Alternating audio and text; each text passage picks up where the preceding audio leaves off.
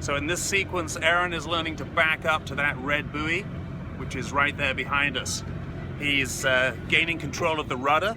When we go in astern, there's opposite pressure on the rudder. There's a lot of pressure once it starts going.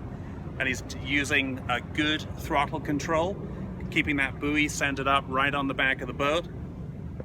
See if he can nail it on this one. He did great on the last one. Got to within about 6 feet of the buoy and then stopped the boat very nicely with some nice power. Let's see how he does. Here he comes. Nice direction, good speed, using the throttle down there.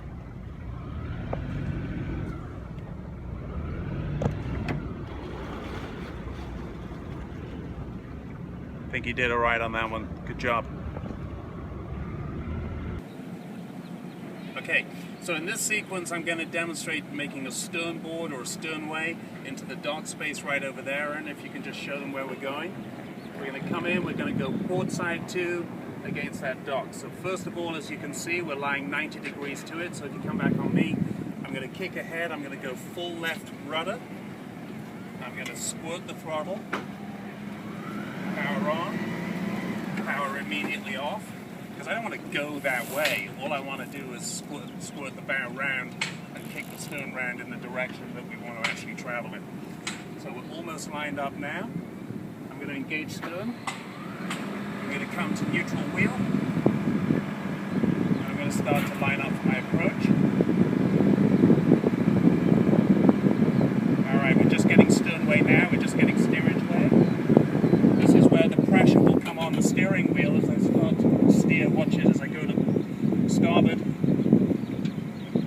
As all that water pressure on the rudder blade takes hold, the wheel really wants to go. So if you're going a little faster, you have to be ready for it.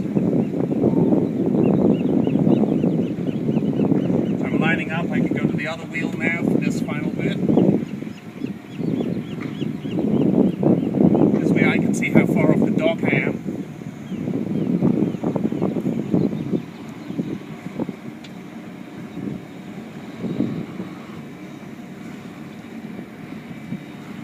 Watching my speed. Looks nice. Just going to bring that bow around a little bit. Looks nice. Swap wheels. Come onto the throttle.